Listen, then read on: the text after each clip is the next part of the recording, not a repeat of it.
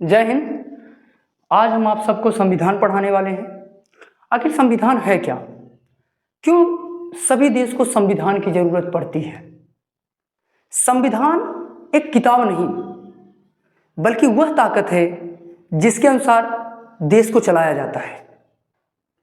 जैसे कि मान लीजिए आप कोई व्यक्ति बहुत अमीर है और उसने अपराध किया, किसी का मान लीजिए मर्डर किया, क्या वो व्यक्ति बच जाएगा?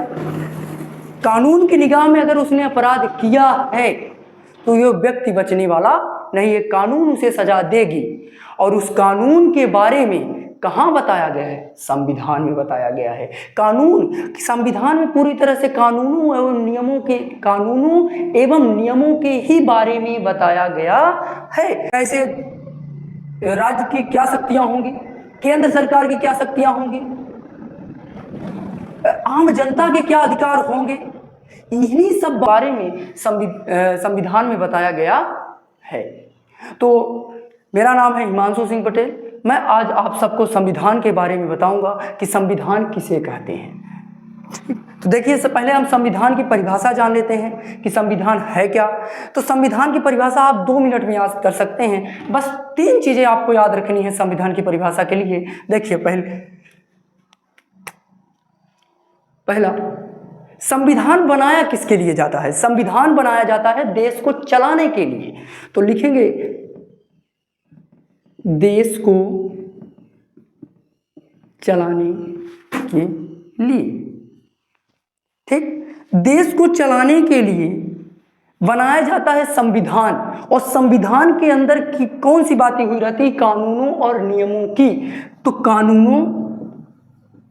कानून और एवं नियम, कानून एवं नियम। ठीक, और इन कानून एवं नियम के बारे में कहां बताया गया है? संविधान में बताया गया है।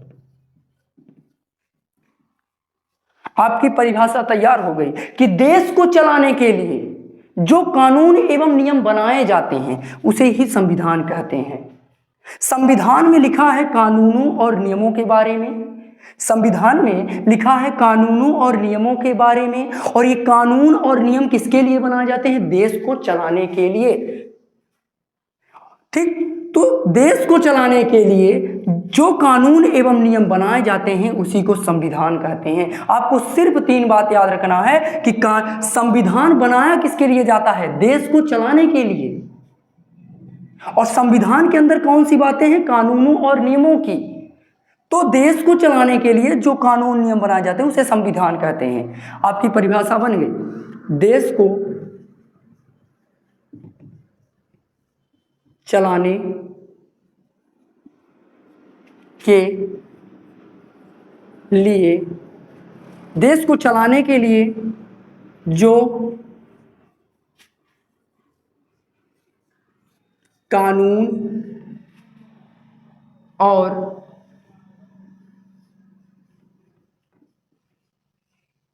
और नियम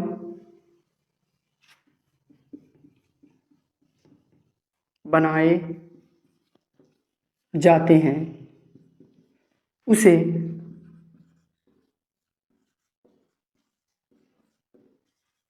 संविधान कहते हैं।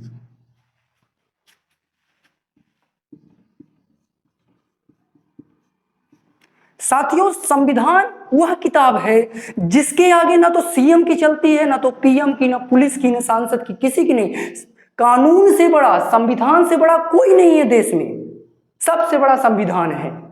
मान लीजिए कोई 2 व्यक्ति हैं, एक गोरा है एक काला है, दोनों ने अपराध किए, तो क्या गोरे वालों को कम सजा और काले वालों को अधिक सजा मिलेगी? नहीं। दोनों को, अगर वो कानून की निगाह में अपराधी हैं, कानून की निगाह में अगर वो अपराधी हैं तो उनको सजा कानून देगी और बराबर सजा देगी उनके अपराध के अनुसार। ये कानून ये नहीं देखता कि आप हिंदू धर्म के हैं, वो मुस्लिम धर्म का है, तो अगर वो अपराध करेगा तो उस मुस्लिम धर्म वालों को ज्यादा सजा मिलेगी, हिंदू धर्म को कम सजा मिलेगी। ऐसा नहीं है। चाहे जिस धर्म का व्यक्ति हो, अगर वो अपराध करता है तो उसे सजा मिलेगी उसके अपराध के अनुसार कि उसने अपराध क्या किया है, उस अपराध के अनुसार उसको सजा दी जाएगी। संविधान हमारा यही बताता है कि आपके अधिकार क्या हैं, ठीक, सीएम के क्या अधिकार है, पीएम के क्या अधिकार हैं, उनके कार्य क्या हैं, ठीक। तो देश को चलाने के लिए जो कानून एवं नियम बनाए जाते हैं उसे संविधान कहते हैं, ठीक। देश को चलाने के लिए कानून और नियम बनाए जाते हैं और ये कानून और नियम कहाँ बताए गए हैं? संविधान में। तो देश को चलाने के लिए कानून एवं नियम बनाए जाते हैं, उसी को हम संविधान कहते हैं। अब जानते हैं कि संविधान के प्रकार कितने होते हैं, तो आप इसे नोट कर लें, उसके आगे हम बताते हैं कि संविधान के प्रकार कितने होते हैं।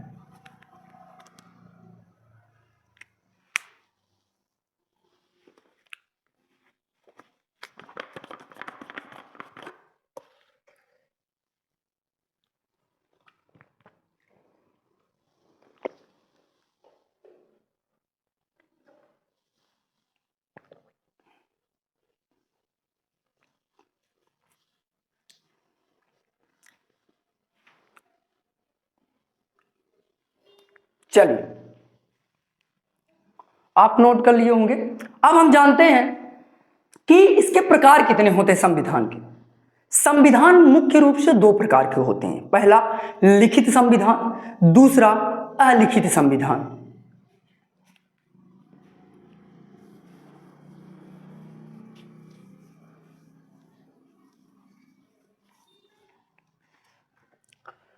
पहला, यहां हेडिंग डालेंगे आप, संविधान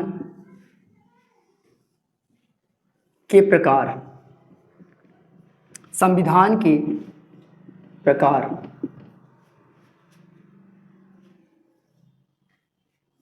संविधान दो प्रकार के होते हैं। संविधान दो प्रकार के होते हैं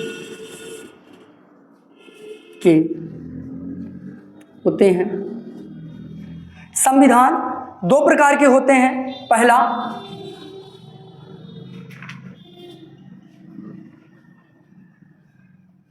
लिखित संविधान,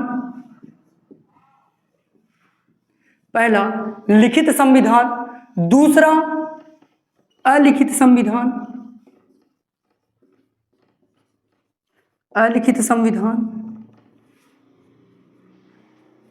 पहला लिखित संविधान और दूसरा अलिखित संविधान। संविधान दो प्रकार के होते हैं। अब लिखित संविधान क्या है और अलिखित संविधान क्या है, इसके बारे में हम जान लेते हैं कि लिखित संविधान किसे कहते हैं, अलिखित संविधान किसे कहते हैं। ज्यादा मजबूत संविधान कौन सा होता है, लिखित या अलिखित? इस संविधान का निर्माण कैसे होता है? तो लिखित संविधान के बारे में हम जानते हैं कि कैसे बनाया जाता है। ये ज्यादा मजबूत कौन होता है, लिखित संविधान होता है या अलिखित संविधान होता है? तो पहला हम देखते हैं लिखित संविधान।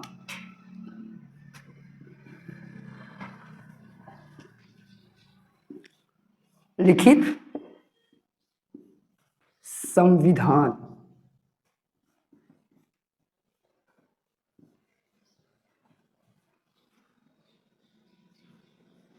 पहला लिखित संविधान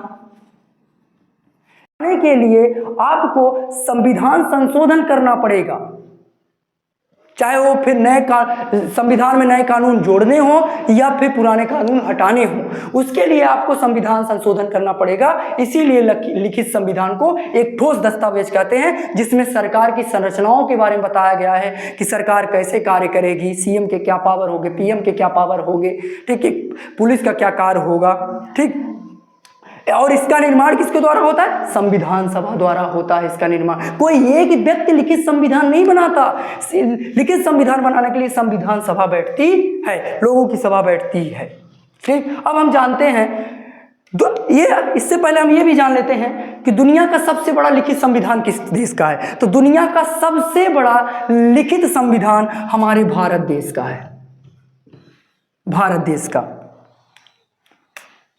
भारत दुनिया का सबसे बड़ा, हमारे भारत देश का संविधान लिखित है, लिखित के साथ साथ दुनिया का सबसे बड़ा लिखित संविधान हमारे भारत देश का है। ठीक, दूसरा देश कौन सा है? अमेरिका। अमेरिका देश का भी संविधान लिखित है और दुनिया का सबसे पुराना संविधान, दुनिया का, यहां आप लिख सकते हो, दुनिया का सबसे पुराना लिखित संविधान, दुनिया का सबसे पुराना लिखित संविधान किसी देश का है तो है अमेरिका का, और दुनिया का सबसे बड़ा लिखित संविधान किसी देश का है तो है भारत का। भारत का संविधान कब लागू हुआ? 1950 में 26 जनवरी 1950 को बनकर लागू हुआ। अमेरिका का संविधान दुनिया का सबसे पुराना और लिखित संविधान है। हमारे भारत का संविधान दुनिया का सबसे बड़ा संविधान है। ठीक, अब हम जानते हैं कि अलिखित संविधान किसे कहते हैं। लिखित संविधान तो आप जान लिए, अब जानते हैं कि अलिखित संविधान किसे कहते हैं। तो आप पहले इसे नोट कर लें, उसके आगे हम चलते हैं अलिखित संविधान की ओर। बोर्ड खाली नहीं है। ठीक,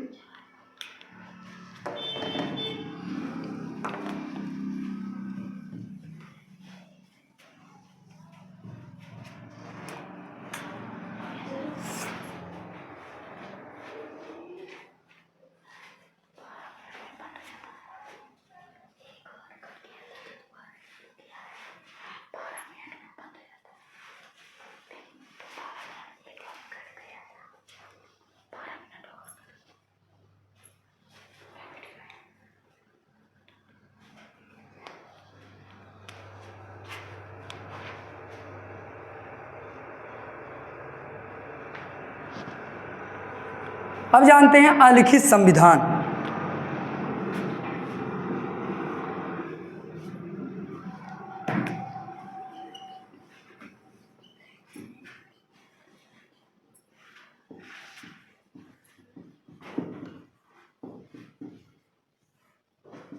अलिखित संविधान किसे कहते हैं? पहली बात तो आप ये जानें कि अलिखित संविधान एक ठोस दस्तावेज नहीं होता। यह एक ठोस दस्तावेज नहीं होता। इसके जो कानून और नियम होते हैं वो परंपराओं पे आधारित होते हैं, न्यायालय पे आधारित होते हैं। कि जो परंपरा, मान लीजिए जो आज से 10 साल पहले राजा और रजवाड़ की परंपरा थी कि कोई चोरी करेगा तो उसको 100 कोड़े लगेंगे, उस तरह से अलिखित संविधान है, परंपराओं पे आधारित हो जाती है। किसे अगर ये चोरी किया है तो इसे 100 कोड़े मारो। तो अलिखित संविधान ठोस दस्तावेज नहीं है। ये अलिखित संविधान के जो कानून होते हैं, नियम कानून होते हैं, वो परंपराओं पे आधारित होते हैं, न्यायालय पर आधारित होते हैं। कोर्ट खुद मन चाहे कोई भी सजा दे देती है, लेकिन लिखित संविधान में ऐसा नहीं है। लिखित संविधान में आपके अपराध के अनुसार सजा भी लिखी गई है कि अगर आप चोरी करेंगे तो कितने साल का जेल होगा। लेकिन अलिखित संविधान में ऐसा नहीं है। अलिखित संविधान ठोस दस्तावेज नहीं होता। ये अलिखित संविधान परंपराओं पे आधारित होता है कि मान लीजिए आज से 20 साल पहले कोर्ट में सजा सुनाई गई थी कि कोई व्यक्ति अगर चोरी करेगा तो 10 साल की सजा। उसी के आधार पर अगर आप आज चोरी करते हैं तो आपको उसी के आधार पर भी सजा दे सकता है। न्यायालय अपनी इच्छा अनुसार भी सजा दे सकता है, 5 साल की भी सजा सुना सकता है। ठीक, तो अलिखित संविधान की हम परिभाषा जान लेते हैं। पहला तो अलिखित संविधान एक ठोस दस्तावेज नहीं होता। अलिखित संविधान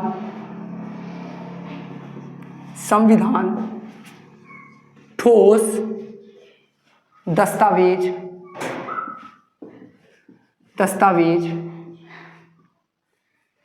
नहीं होता। अलिखित संविधान ठोस दस्तावेज नहीं होता।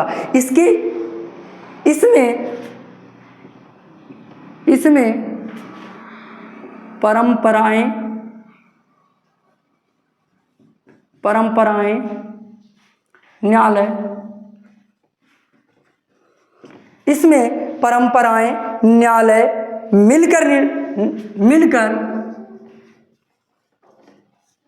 मिलकर इसमें परंपराएं, यहाँ पे आप थोड़ा सा परंपराएं के बाद कानून डाल लीजिएगा। कानून। इसमें परंपराएं, कानून, न्यायालय मिलकर निर्णय लेती हैं।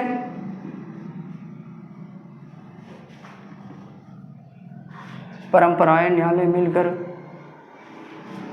निर्णय लेती हैं, लेते हैं। समय और इसमें देखिए लिखा है कि अलिखित संविधान ठोस दस्तावेज नहीं है, इसमें परंपराएं, कानून, न्यायालय मिलकर निर्णय लेते हैं। खास तो सबसे इसकी बड़ी बात यह है कि लिखित संविधान को बदलने के लिए आपको मैंने बताया कि संविधान संशोधन करना पड़ता है। लिखित संविधान में जो कानून बनाए गए रहते हैं उसको बदलने के लिए आपको संविधान संशोधन करना पड़ता है। लेकिन अलिखित संविधान में ऐसा नहीं है, परंपराओं पे आधारित होते कि आज से 10 साल पहले जो सजा हुई थी उसके अनुसार यह चोरी किया, इसको सजा सुना दो। ठीक, नए नियम के अनुसार वो न्यायालय अपनी इच्छा अनुसार भी सजा सुना सकती है कि चोरी की, इसको 5 साल का जेल डाल दो, 10 साल का जेल डाल दो। ठीक, तो और इसमें क्या होता है, समय के अनुसार ये कानून बदलते हुए रहता है। ठीक, समय के अनुसार